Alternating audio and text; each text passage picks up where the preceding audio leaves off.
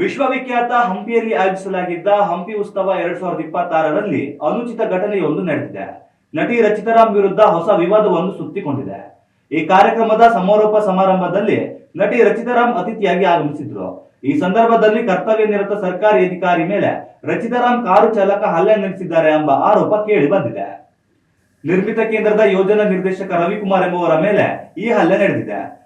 Rachita Ram car ಚಾಲಕ ಅಧಿಕಾರಿಯ ಮುಖ ಹಾಗೂ ಕಣ್ಣಿಗೆ ಗಂಭೀರವಾದ ಏಟು ನೀಡಿದ್ದಾನೆ ಎನ್ನಲಾಗಿದೆ.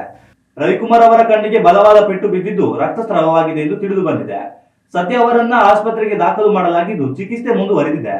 ಫೆಬ್ರವರಿ 15ರಂದು ನಡೆದ ಹಂಪಿ ಉತ್ಸವದ ಕೊನೆಯ ದಿನದ ಕಾರ್ಯಕ್ರಮದಲ್ಲಿ ಈ ಘಟನೆ ಸಂಭವಿಸಿದೆ.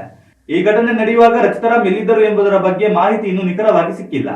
ಆದರೆ ಕರ್ತವ್ಯ ನಿರತ ಸರ್ಕಾರಿ ಅಧಿಕಾರಿ ಮೇಲೆ ಅನುಚಿತ ವರ್ತನೆ ತೋರಿದ ಕಾರು ಚಾಲಕನ ವಿರುದ್ಧ ಕಠಿಣ ಕ್ರಮ ಕೈಗೊಳ್ಳಬೇಕೆಂಬ ಕೂಗು ಸಾರ್ವಜನಿಕ ವಲಯದಲ್ಲಿ ಬಲವಾಗಿ ಕೇಳಿಬರುತ್ತಿದೆ.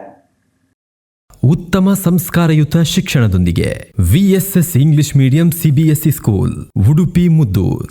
ನರ್ಸರಿಯಿಂದ 10ನೇ ತರಗತಿವರೆಗೆ ಶಿಕ್ಷಣದ ಜೊತೆಗೆ 5ರಿಂದ 10ನೇ ತರಗತಿವರೆಗಿನ ವಿದ್ಯಾರ್ಥಿನಿಯರಿಗೆ ಉತ್ತಮ ಹಾಸ್ಟೆಲ್ ಸೌಲಭ್ಯವೂ ಇದೆ. ನಿಮ್ಮ ಮಕ್ಕಳ ಪ್ರವೇಶಾತಿಗಾಗಿ ಈ ಸಂಖ್ಯೆಗೆ ಕರೆ ಮಾಡಿ.